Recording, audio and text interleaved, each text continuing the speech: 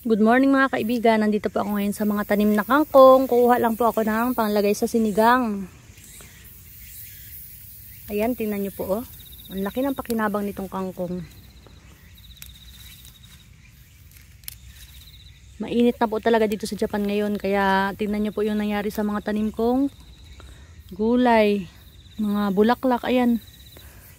Nalanta na po. Pero itong mga kangkong ay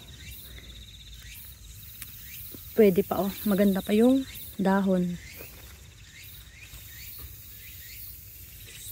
Ito pa pala oh, nandito sa paso.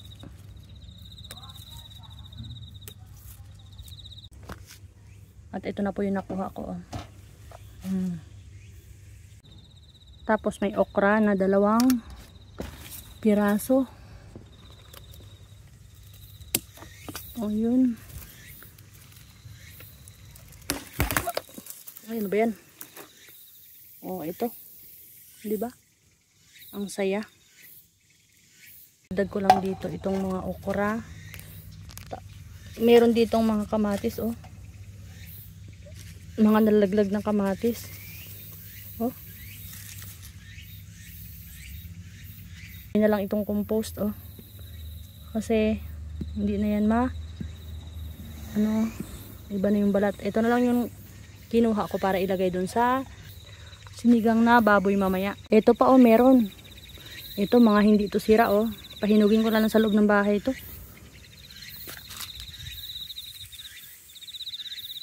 Ito naman ay mga next week siguro pwede na yan. Paano ba yan? Andiyan na muna yan. Tingnan nyo naman ang nangyari dun sa mga tanim ko oh. Diba? Lalagay ko lang dito. Yan na lahat yung aking gugulayin ngayong tanghali. At kukuha pala ako ng mojito. Mojito mint po ito. Gagawa ako mamaya ng mojito drinks. Kasi meron ako nabiling lemon doon. Tamang-tama ito. Ayan oh. Sobrang lago nitong mojito mint na to. At yan na po ang mga nakuha ko. Sari-sari na ng mga gulay. Merong mint.